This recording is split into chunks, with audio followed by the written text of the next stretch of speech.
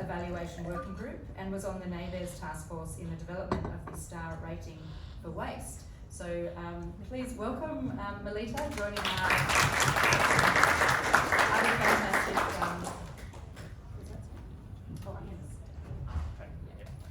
So I will take my seat now.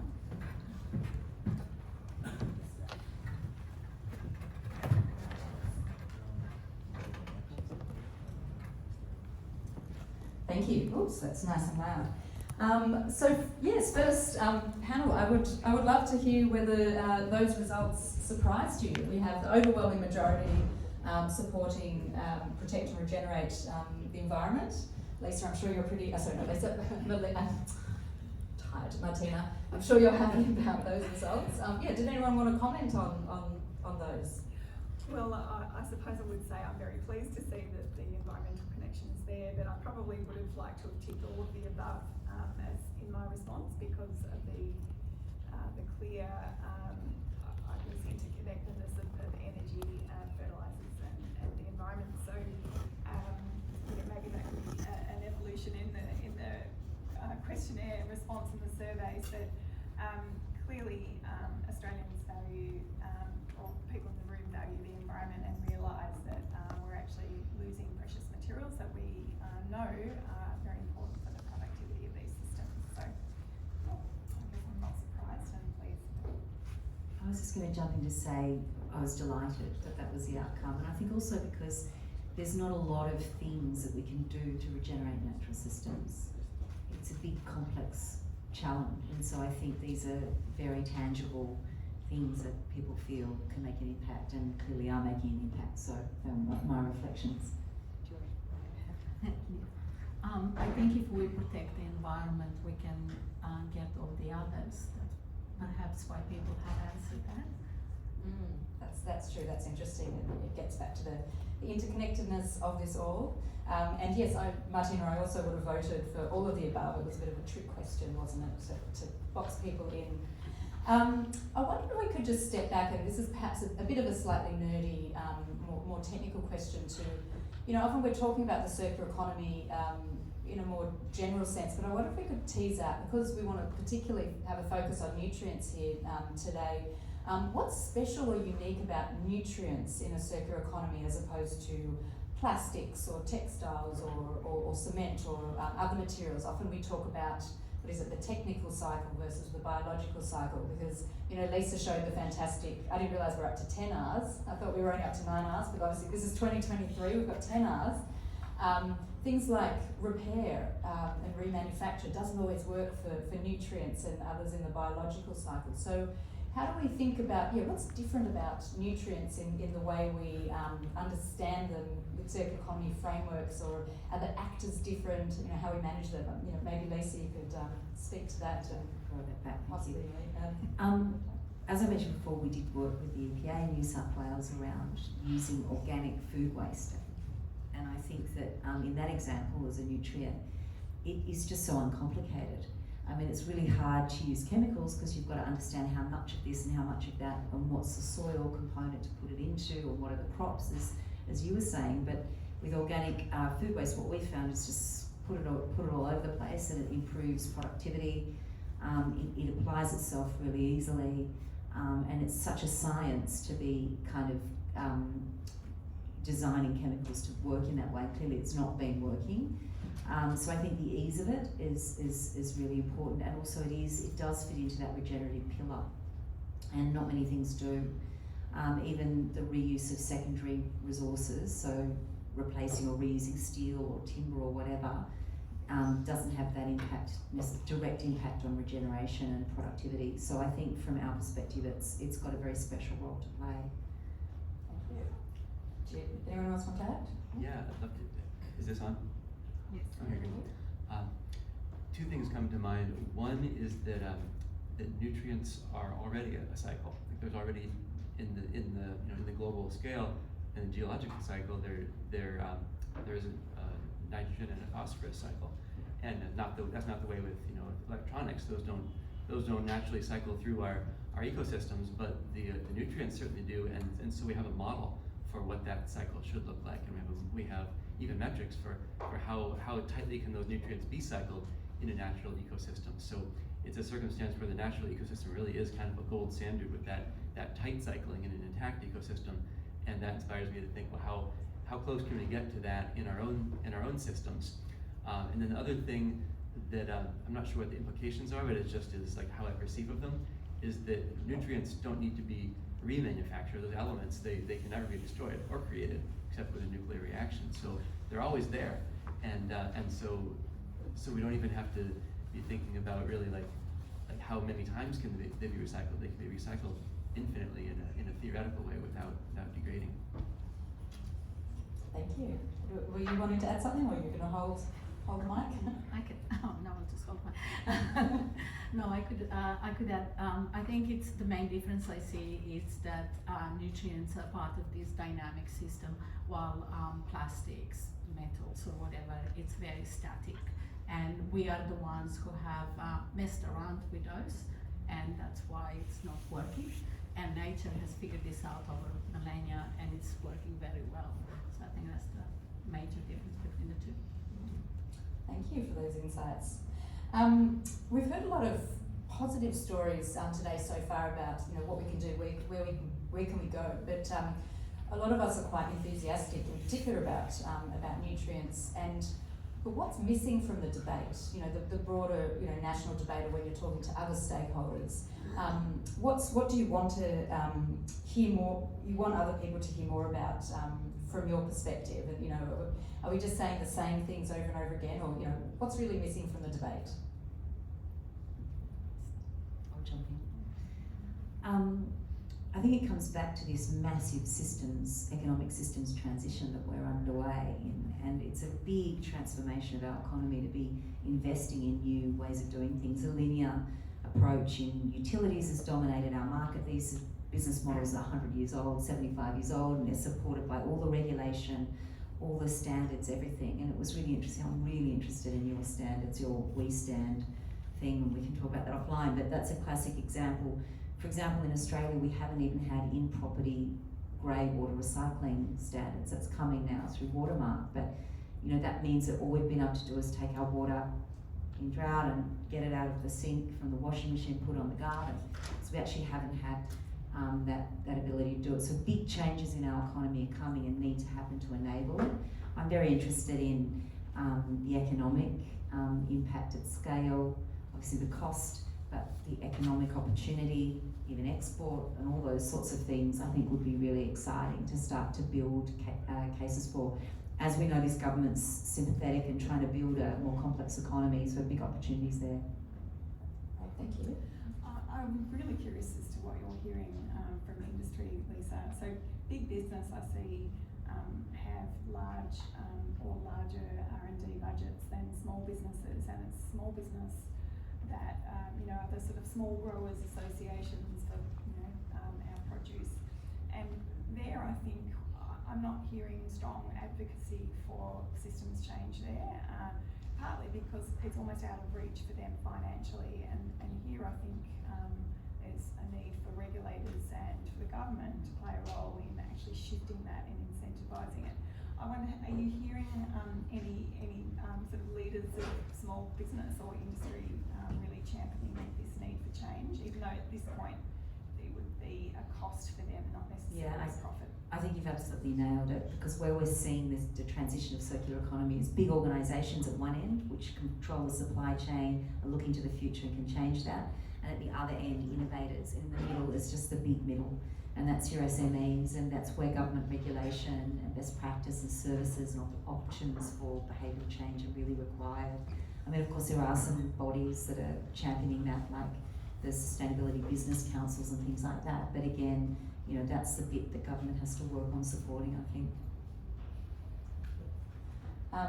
Question for Melita, or perhaps picking up on what I'm going to preempt Melita thinks is what's missing from the debate. I noticed, Lisa, in your presentation, you were talking about we need to take a sector-based approach, but also balance that with integration. And I know Melita and I have had many late-night conversations about the importance of not taking a siloed approach, because there's so much going on in different sectors. how do we overcome that siloed approach that's currently happening? I think the conversation between different sectors together, like I think everyone, even within a small company, they need to start to think differently. Most companies have been operating and doing one thing and thinking about one thing, and they still take that approach. Okay, so now I'm going to replace my, let's say, single-use plastic with compostable. I don't think where I got my resource, which impact was going to happen. Same happens with bioeconomy, with fuels. Every single sector thinks I'll find all the solutions in bio resource, not thinking about what impacts that's going to have on food systems or others. So we still are, I think, lacking this going all together and have a conversation and understand or have a consensus. What is the priorities? What do we need to do first, and what? And then I guess at the end of the day, it's the consumers themselves. We might have to wake up one day and just realize the carbon on the planet is the same. The one we've been accessing, it's underground. We cannot, there is no more access. So we have to live with the carbon above the ground, and that's perhaps not enough to live the way we live. Thank you. And in terms of what else is missing, I feel like when we're talking about a circular economy and often a lot of innovations in general, we're implicitly talking about what's happening on land. And I think, Martina, it'd be good to hear from you about what are the challenges in the ocean. I know when we had a conversation recently, you told me about the term the blue paddock, which is a term I hadn't heard before. Fascinating, thinking about the blue economy and opportunities in water, but also what we need to be cautious about. Yeah, well, I think the first thing about working in the ocean is that there are no fences. So the ownership of the ocean is joint ownership, and so the business model is very different there in terms of how businesses operate. So they lease spaces that they apply to from government. They have to do an extensive environmental impact assessment for the type of blue paddock approach that they're using. And this is somewhat prohibitive for new business to establish themselves, but it's the ocean is extremely dynamic, and it's I guess historically seen as a riskier place to work. It's harder operationally. There are more logistics in accessing and maintaining blue paddocks, and certainly as the environment becomes less predictable and more climate impacted, if you like, there are extreme events that really put potential businesses at risk. So here in Australia, we're undergoing an energy transition, and a big part of our blue economy that's undergoing massive change is energy production, and offshore renewables being a major thrust led by the government. Here I would say that even our port infrastructure and our other land-based support structures are not in a developed state to facilitate that yet. We need to do a lot of work in order to have the land-based support to build these offshore platforms and actually get that all going. So you know, there are, I guess, big transitions that we're supportive of, but they will take time because of this difficult operational environment. The potential opportunities there, though, are immense, that we can actually build structures that are not only energy generating, but might also allow us to produce food, for example, or create biodiversity hotspots, because these structures effectively create a marine protected area, because there'll be no more dredging and other activities on the ocean floor. So I think there are great things to be realised, but the operational aspects are still yet to be worked out, and we have a lot of work to do really to enable that to happen. Fascinating, thank you. Does anyone else have any other comments they wanted to add? Please feel free to jump in. We all have mics, so we're all friends. I guess if not, I wanted to come to you, Abe. I like how you made the point that the social research was as important as the technical research, because these are human-centered systems. People are involved, especially when we're trying to think of novel approaches. and you talked about farmer engagement, and I was wondering whether you, in your experience in the States, found that there were any barriers or hurdles to scaling this up from a farmer perspective, because I remember, and I was saying to you the other day, how in Sweden one of the barriers to urine reuse was that the main dairy producer wouldn't allow their farmers to use pastures or hay that had been fertilised with urine. And that single-handedly was preventing, the scale up of urine reuse in Sweden in one aspect. And I was wondering if you found anything similar with your farmers that you talked to, whether they had any concerns about being able to sell their hay or produce to suppliers. Or... Yeah, that's definitely extremely relevant and very variable as well. And that's been revealing.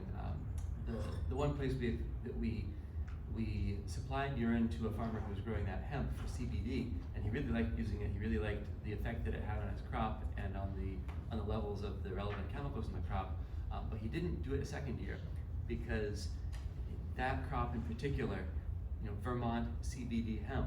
Maybe Vermont doesn't have a brand here, but in the United States, the brand of Vermont is like clean, natural, pure, and so and with that sort of medicinal product, that's doubly that's what gives it its value, is that it's good for you, it's pure, and it's just you're getting what you want, and so they saw that as a barrier, and they didn't want to continue using it. I think if we actually removed pharmaceuticals and were screening it for PFAS, that might be a different story, because it wasn't that they didn't want to use it because it was urine. It's they didn't want to use it because they were concerned about micropollutants in the urine, and that's, I guess, an important distinction that we wouldn't have ever known if we hadn't talked to those folks. And then otherwise, no, the farmers that we work with, they wish we had more urine. We don't have enough to supply them, and they all wish we had more, and that has been telling for us. I don't know if it's that way everywhere, but the truth is that a lot more fertilizer is needed than can be supplied by urine on the national scale in the U.S. It's a significant, we can make a significant portion of the fertilizer in the country, but not all of it. So not every farmer has to want to use urine in order for all the urine to get used on farms. And I think that's an important distinction.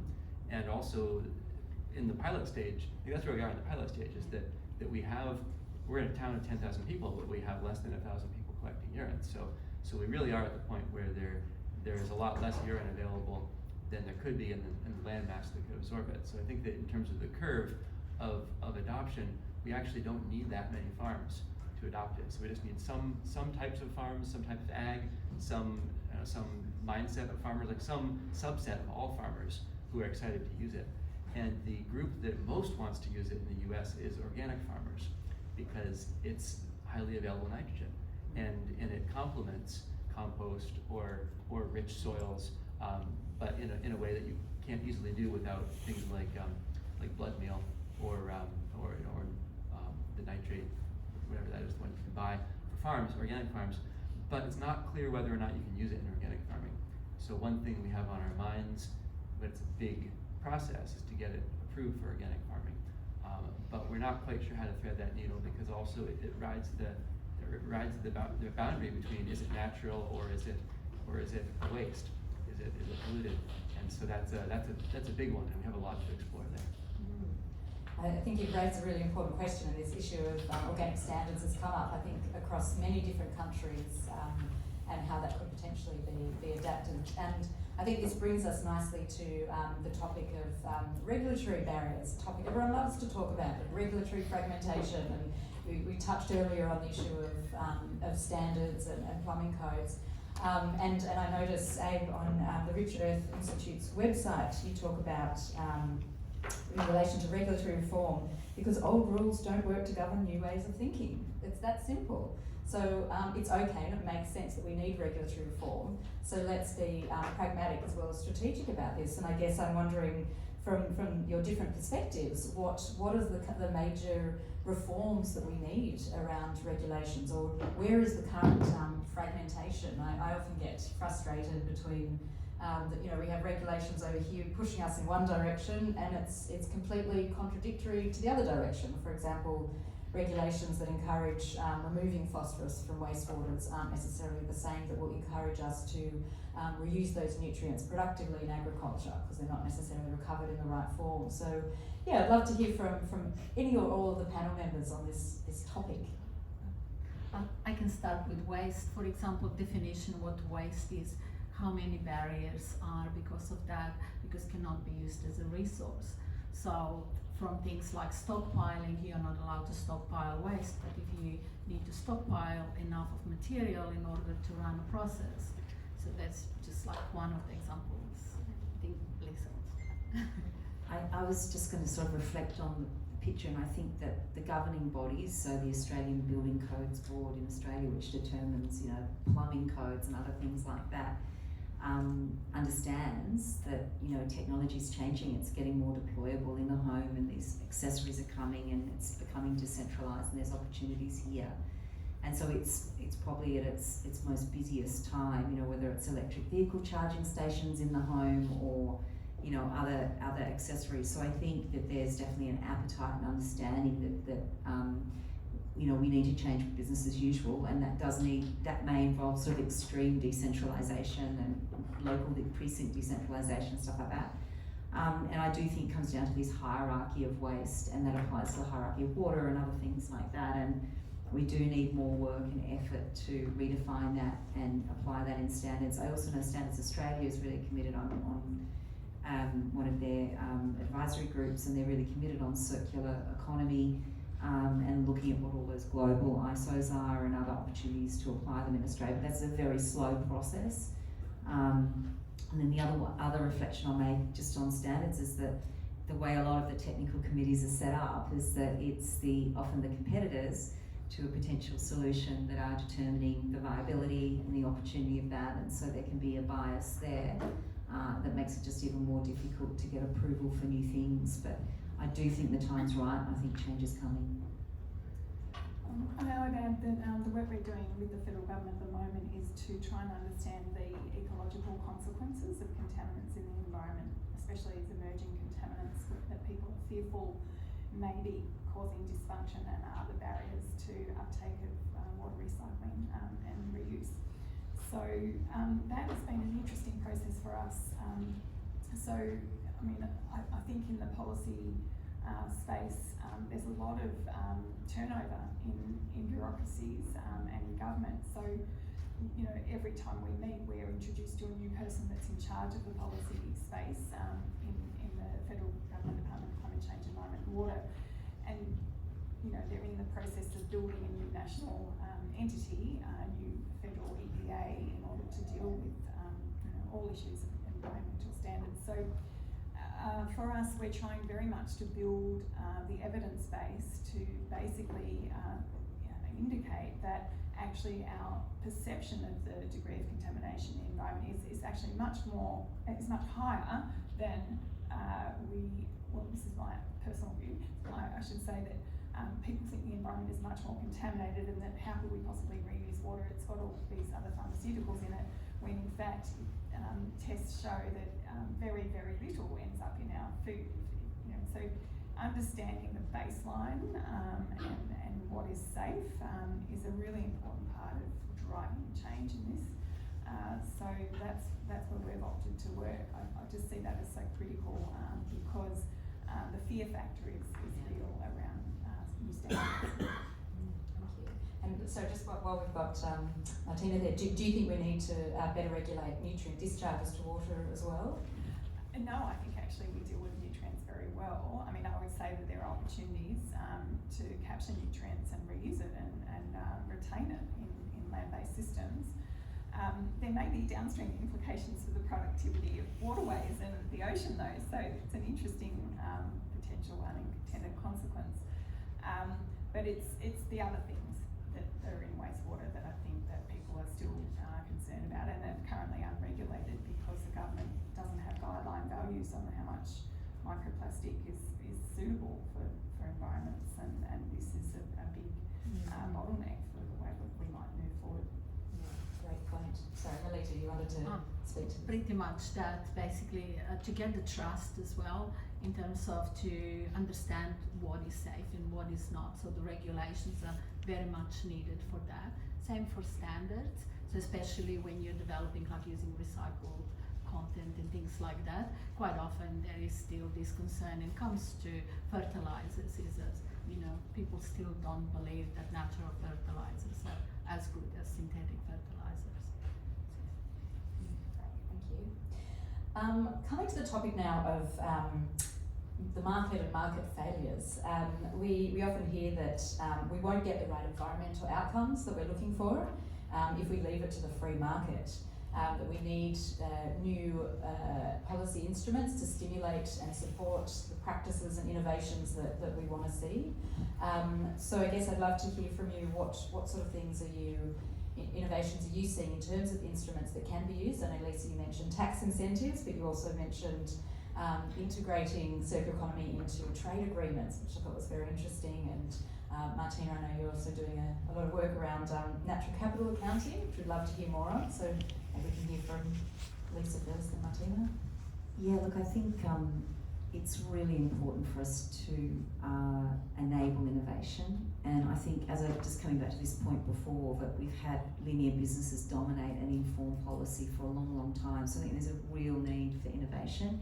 And I think it's something EPAs are struggling with. I spoke at one of the EPA research events in Melbourne with all the EPAs in Australia and some New Zealand EPAs, and this concept that we have sandboxing, or a place in which we can test results, because at the moment companies will come to the EPA, they'll trial something, the data can't be shared, the outcomes can't be shared. It's really complex, non-transparent approach, and I think we really need to change that up.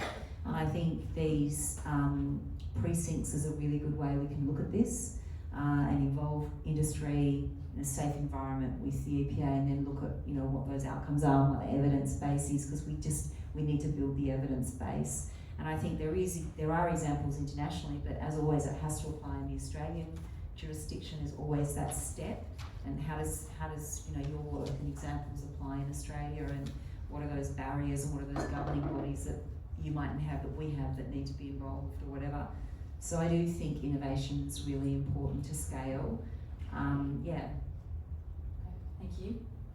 From a natural capital perspective, I would say that traditionally people have thought linearly about this and thought about the profit at the end of making a product, and not necessarily the value of the environment is deteriorating if they're extracting resources or using nutrients from the soils that may be diminishing over time without being replenished in some way.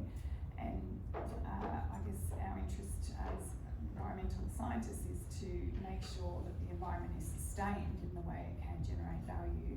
And the way that we can help do that is to basically put the environment on the balance sheet for businesses that are reliant on the environment. So natural capital accounting is the way in order to do that.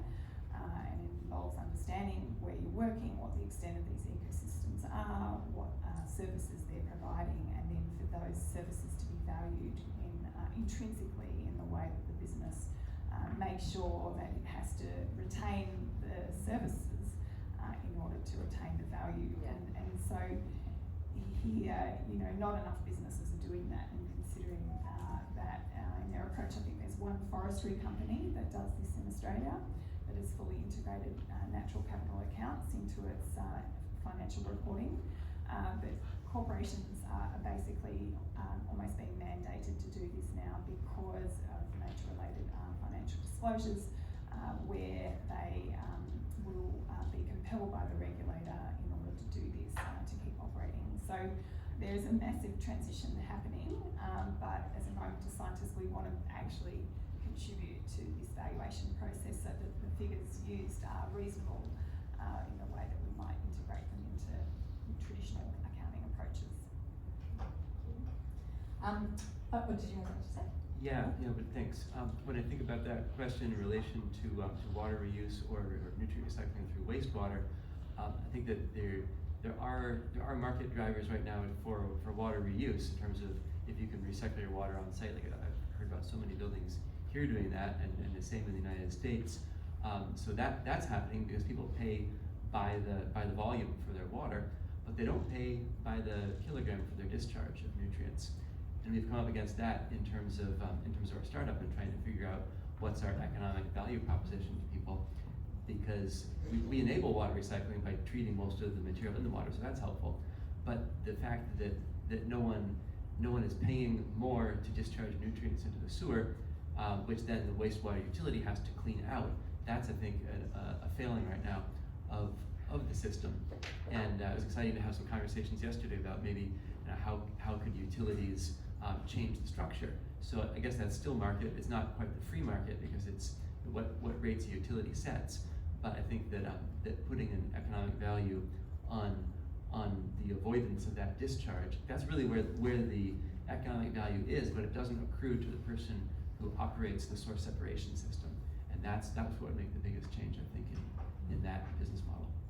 Can I jump back in again? But that's the externality is really important, because we have to value these externalities, and they're bigger than just what we might think. Like, how do we create greening, reduce heat island effect, and all these other products or buy benefits that we need to think about. So the externalities in business cases is really critical. And then the other thing, and I'm seeing Django here who's done it all already at Waimata, but the Sydney Water's Recycled Water Centre.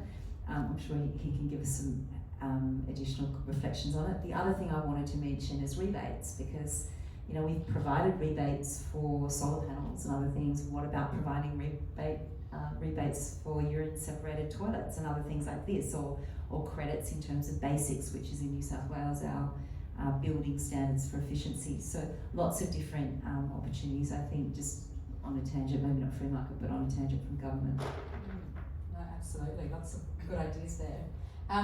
Just want to take us internationally for a little bit to think about how Australia compares to other countries. I know, Lisa, you had a slide at the very beginning saying I think there was a world average in terms of the percentage of the world that's circular. Was it 8 or 9? 7.2%. And that Australia was far lower than that. What can we learn from other countries, whether it's Europe's policies around circular economy and the bioeconomy? I'm interested in that, and then I also want to come to Abe, thinking about you've been sitting here for the last day and a half listening to Australian contexts and conversations, whether there was any insights for you about what you think the US can learn from Australia, or what we could learn from what's going on in your part of the world. So might start here with what Australia can learn from other countries, and then we'll jump to you. At least we should learn from their mistakes. That's the first thing. Sometimes being behind is not always the worst. But I'll go back to my birth country, which is Slovenia, and Slovenia's actually got a ministry for circular economy. It's got, it's embedded in art, it's embedded in everything. They value much more. They are very much better in terms of waste. And it's a tiny country, 2 million people, so not huge, but they managed to embed it in that. So maybe look at the examples like that. The other thing, if you go across the border to Italy, for example, their collection system for waste, they are achieving like 90% plus diversion from landfills. How do they do that? Pay as you throw system. So you pay for the waste you dispose. It's a bit like what you said with water, but the same with solid waste. It's a couple of things like that. Thanks, Felicia. Well, yeah, I think Europe's obviously ahead of the pack on circular economy. The EU's got a lot of regulatory mechanisms that we're certainly looking at, and I'm sure will happen here. Other countries that have progressed on circular economy are Japan, Canada, China, US is coming, a few jurisdictions.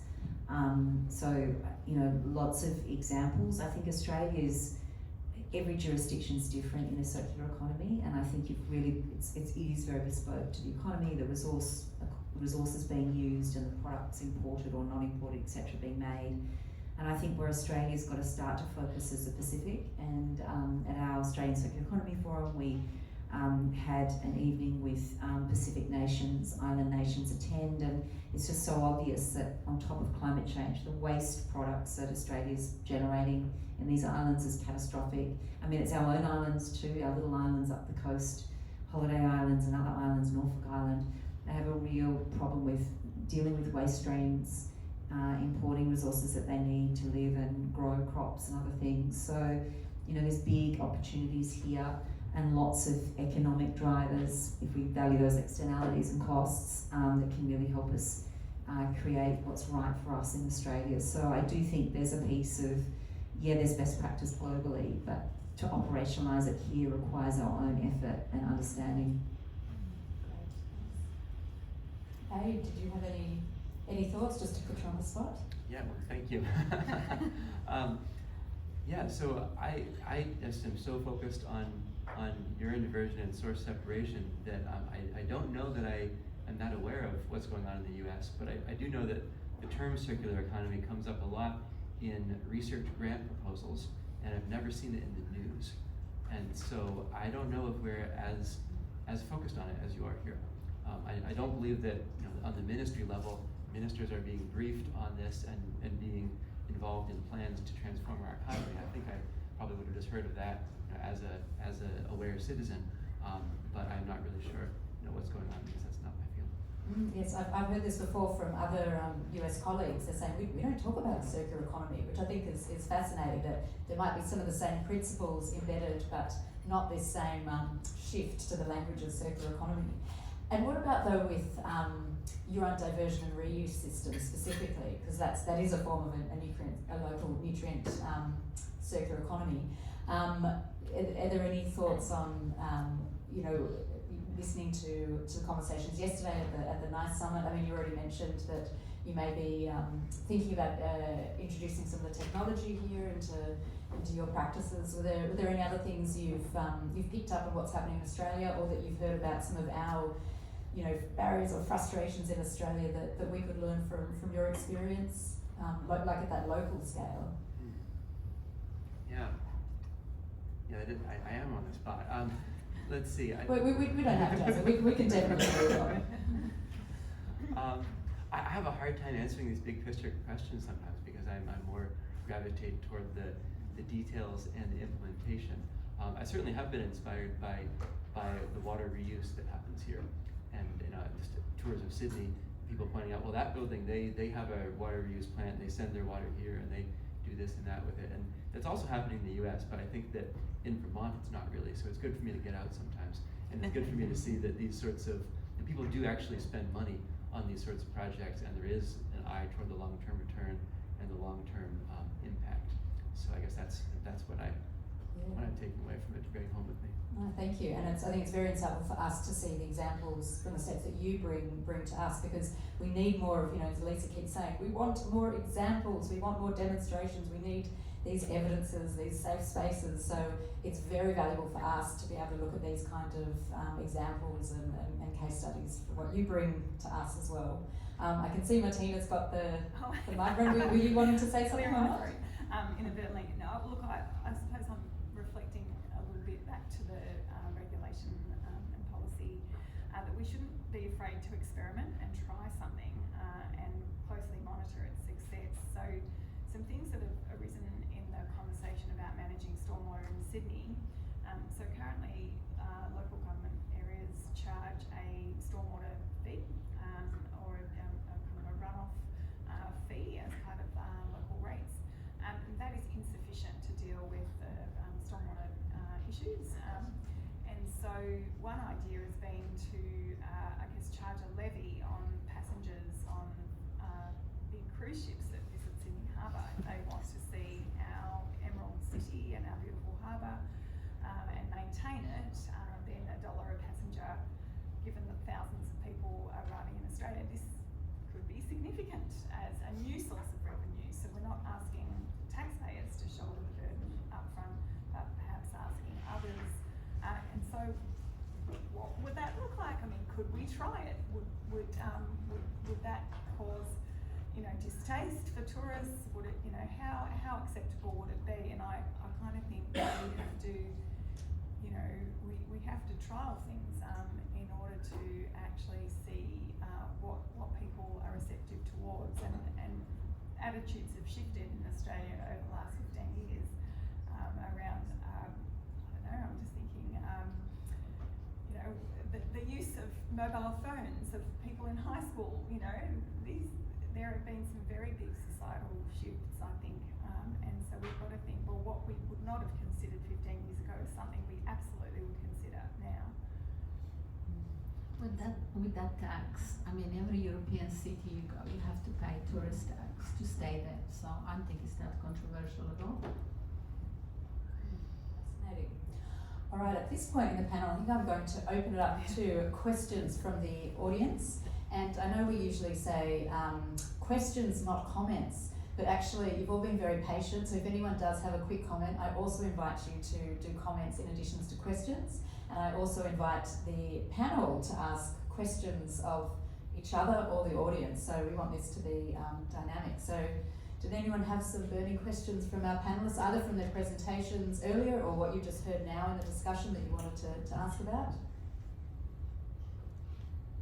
Matthew? Oh, you need a microphone. Sorry. Maybe I can. Apologies. If we can have someone help us with a roving microphone, we'll just grab one of these. Thank you. Forgot about that. Thanks everyone. Thanks for all the stuff. Really interesting conversation today. Just to pick up on Abe's point about circular economy, we don't really use that language, etc. I think you're operating in all nation. Maybe that's part of it, but I guess I wanted to pick up on the question of awareness of circular economy as an opportunity, but also the underlying issues. What do you understand about, I guess, current levels of understanding of the need to shift to circular economy, and how do we, I guess, mainstream the awareness of these issues in the same way that perhaps climate change and the like, certainly in the public consciousness, even though there's obviously very divergent views around that. Yeah, I guess maybe looking at you, Lisa, if you don't mind. Oh, look, it's such a good question, and I think I mentioned before the ministerial advisory group process. So I imagine that the trade minister before that first meeting on design was like, well, circular economy, where's the briefing note on it? Like, what is that, and how, what on earth has it got to do with trade? So I think it's a very clever approach that Tanya Plibersek has set up, because she's bringing through her colleagues on this journey and all of their departments and everything else. And look, I think circular economy as a term's been around for a long, long time. It's life cycle analysis. It's, ask the scientists here, they'll all tell you it's been around for a long time. And I like circular economy because, hopefully it's a step away from the carbon wars. It's about our new economy.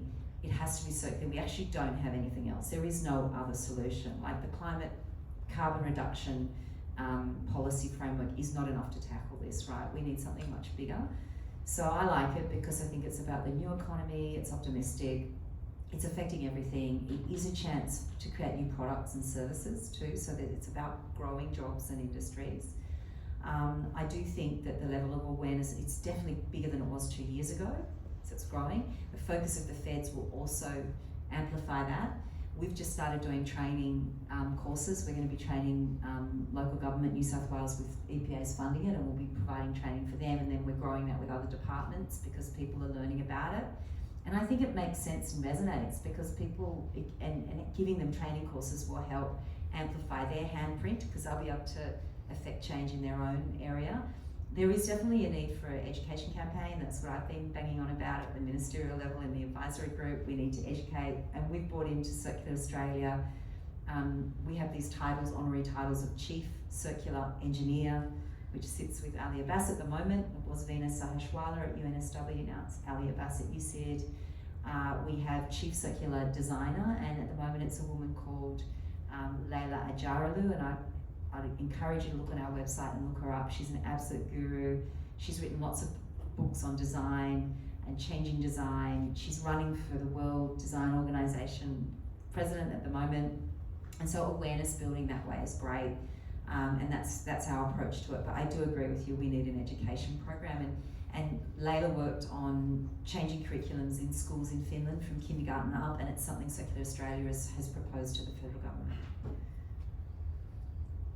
Do you have a follow-up Yeah, question really there? quick follow-up. I guess yeah, just on the education, I guess, what is sort of the, like a lot of these global environmental issues can feel a little bit abstract and perhaps hard for us to grasp their significance sometimes, unless you're perhaps a little bit more embedded in these sort of forums. We all have I'd say we all have a fairly good understanding of a lot of the issues, you know, and we're working in our little niches. How can we sort of, or what advice or around sort of simple messaging that we can start to get out there and talking about why this issue matters? Any resources or advice about that? I know that, you know, at Open Utilities, where it's sort of parallel about water conservation and the case for drought resilient water supplies. Simple messages like, we can't always rely on the rain, for example, are really powerful. So yeah, any advice or any sort of directions in the research around that or would be really useful to, you know, have these conversations with people. I just want to commend Sydney Water, for example, and Jani, you can speak for that, opening their facilities to the community so they can come and visit and see how things are done and how it's working. And I think for waste, what we are definitely missing, I can speak from that point of view, is if people went and saw the landfills, if they saw what happens to what they're doing, that would have a huge impact. And as you said, I've also heard about Finland being taught from kindergarten, the concepts of circular economy are embedded from day one of their schooling. And I think that's something that we probably should change in our curriculum. I have kids at school, they do learn a lot about sustainability, and they do somehow talk about circular economy, but I think more can be done. And just to add to that, is if you have a look at our website, there's lots of reports and tools, but I think that green hierarchy I showed you from the 10 R's now, because we've separated recovery and recycling, it's incredibly empowering. Like, you take those principles and you apply it to your business or what you can do with your team or even yourself, and you will be surprised. There's changes in there that you can make. Thank you. We have another question over here. Thank you. I'm Sanjay from Gandon. Very nice to join all of you this morning. One of the key things that's missing is Indigenous knowledge, the wisdom. Australia has got an Indigenous population that has looked at climates for over 60,000 years, I'm told. I've lived in New Zealand for 32 years. The way the Te Reo Tangata Whanua principles are embedded within the policy framework, with resource management, with the action of utilities, is very different. It's a stark difference. I work within the sector with mining companies, with dairy companies, trying to get to real ways to give back to the environment. It's a missed opportunity, I feel, and I'd like your comments on this, where Australia has this treasure sitting there, but there is no communication, no recognition, nothing. There's no, seriously, I was very surprised when I arrived here in 2019, attended the first water conference, and other than the acknowledgement right at the beginning, there's no one to speak. Where is it? Second point, corporatization of the globe. Corporatization at all costs is what we are facing the consequences of. Circular economy principles are great, but who are the leaders who are leading these corporates? Where is the decision making coming from? That to me is a real challenge. And I like your comments on this because it's a thing that I've written about, is a bug that always comes up in casual conversation. Thank you. Thank you for those two really important comments. We have Lisa and Martina to respond, I think. Yeah, I guess I wanted to make a comment on the traditional owner knowledge piece. So Here, I guess the more I engage with Indigenous communities, they're very, very diverse and numerous across the country. So from where we operate, which is in the ocean, we are, I guess, in the marine sciences discipline, there would be someone who would open the conference who comes from saltwater country. So I think there's a level of diversity and patchiness across the sectors of water and land and so forth that we're dealing with here. But they haven't necessarily been empowered, and this is why, first of all, our referendum is so important. But the more I work with these communities, I definitely think a place-based approach is a good one. And that the Indigenous community, because I guess they have views on how much their place has changed through the history of colonisation, they are very powerful in the way that we might think about equity for current and future generations about what sort of environment they're inheriting. So we're sort of harnessing that power, if you like, in developing or sort of co-designing what sort of place-based solutions would look like. So that I guess we've got to start somewhere, and here I would say that the sheer diversity of language and cultural practices around Australia really do, I guess, at least that we get most traction when we're dealing with these very, I guess, localised communities. So I guess I'll hand to Lisa now. I've kind of can feel my passion here because, yeah, it's a long process of engagement if you start on this journey, and certainly after 3 years, I've felt that I've made good connections locally here in the Sydney region in Botany Bay. We're now starting to work in Sydney Harbour, but it takes a huge amount of trust building because of their experiences in the past. Something that I'm not personally responsible for, but they're very wary of sort of, oh yes, let's work together on these issues. The other point I would make is that in their understanding of the environment and the stories passed down from generations to generations, they're seeing changes in the environment that are unprecedented and are not part of their traditional knowledge, where they need, I guess, evidence-based science to help understand what's happening to these places, why they're no longer mullet in Botany Bay, why we seen a massive decline in crayfish. So I really do think that the knowledge systems used together are powerful here, not necessarily one or the other, but they're not necessarily integratable in the way that we might think either. So yeah, I do think that it's perhaps a heterogeneous field that we're dealing with, but the issues are global. So there's a big challenge ahead, I think. I absolutely agree with that, Martin. I think diversity is really important to acknowledge. 500 different language groups in Australia initially. I think we only have about 189 now left, and some of those speaking groups, there's only a couple of people left that speak those languages. So we're talking about centuries of oppression and culture being taken away from generations. So the way the Australian government's approach to this with the circular economy is on that ministerial advisory group which I'm on, is UTS's very own Professor Robin Quiggin is on that group.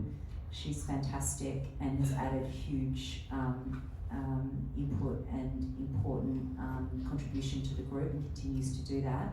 From my perspective, Robin and I working together to look at economic opportunities and other opportunities around circular economy to feed into that framework. Clearly, 80% of the lands are Indigenous lands in terms of operationalising businesses across Australia, and the renewable energy transition is a real hotspot for that negotiation now, because a lot of those solutions, hydrogen and large scale solar and other, will be on those lands. So, I'm not so focused on the renewable energy transition other than recycling, but I think it's absolutely critical First Nations agenda. It's I went to the World Circular Economy Forum, and First Nations positions and approaches are front and centre of this, And it is about us taking this linear hyper-consumption model that's destroying the planet and changing that. And so hopefully this is a big opportunity to embrace First Nations agendas and expertise. And I think also our responsibility in the Pacific is really, really critical. These are islands, our neighbours, not just rising sea levels, but as I said before, the waste impact and also employment impact, because a lot of the men and women work in Australia. What's our contribution to their economies and skill sets and other things, and how are we listening? So I do agree that the Voice is a really important referendum coming up. You know, we can never repair what's damage has been done to our Indigenous peoples in Australia, never. But we can seek to create a better future, and I hope that's the direction we're heading with circular economy and the vote, the referendum. Thank you, Lisa and Martina. I think that's a really important point to finish up on. As you can see, we're at 1 minute to morning tea time. If I could just ask the panellists their thoughts on, so we can end on a positive note about what's one big next step from the work that you're doing or your perspective that you think needs to happen now to get us on track to transition towards a circular nutrient or other types of economy, to make sure we're living within our planetary boundaries so that we reach our climate targets, so that we can produce food into the future and that we can secure our energy supplies. Just to make that a bit harder, in 30 seconds or less each. Thank you. Oh gosh. I don't know. It's a hard question. I think I'm going to quote Einstein. I'm going to do that. So Einstein said, if I had 1 hour to solve a problem, I'll spend 55 minutes thinking of the question and then 5 minutes to answer the question. I think maybe we should take that approach. I like that. Well, all I can do is, I have the next Ministerial Advisory Group meeting, which I've talked to Sean about. It's coming up in October on the 9th, and the Treasurer will be there, and I'm feeding information about economic reform and other things on circular economy. So I will be sharing NICE's findings and opportunity for urine extraction and what's that potentially worth to the economy, and whatever other information Sean can give to me. So that's what I'm going to do. Great. I haven't answered the question, but It's a concrete next step. I'll stick with the granular perspective and take off of Melita's comment. I think that with the urine recycling, what that looks like for us that we haven't done yet is looking at what are the actual full impacts of urine recycling, and what we want to recycle urine, we want to make it circular, but what are the costs of doing it in different ways?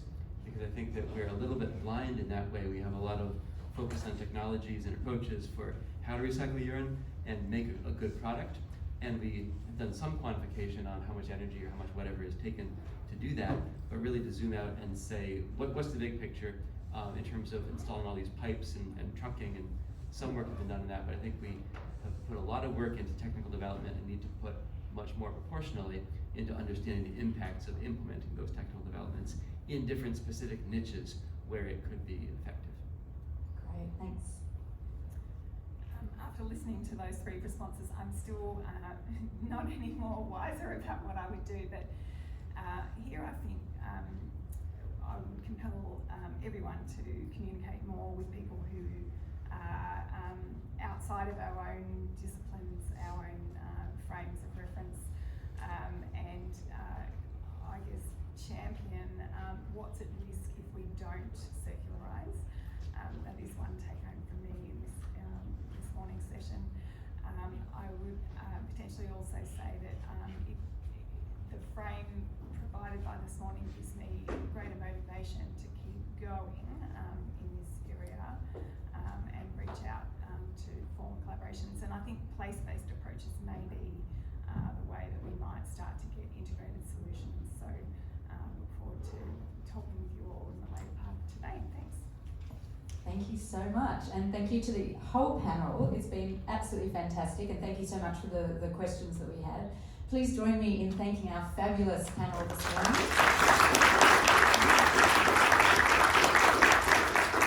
It's been really insightful, and I know I've I've certainly learnt a lot, and I'll have a lot to think about the rest of the day. And you've heard some interesting next steps that might need to happen now. As you probably saw in the program this afternoon, I think it starts at 5 o'clock, we actually have a road mapping workshop, which is being led by Aldo Ameto from, who's a visiting Griffith University. I can't see him and Cara, they're probably busy synthesising the information that came out of yesterday. So at this workshop, you'll be able to hear and contribute to more ideas about what are the concrete actions and the strategic opportunities that need to happen now to overcome some of the barriers and drivers towards a circular nutrient economy, and specifically a urine-based nutrient economy. How do we get there? So this will be a fantastic output from this conference, so please do come along 5 o'clock. I recognise it's competing with the poster sessions as well, but we look forward to seeing you there, and I won't stand between you and morning tea, which I assume is outside. And I don't know if Sean or anyone wants to say, remind everyone when we're coming back, what time. Does anyone have a program handy?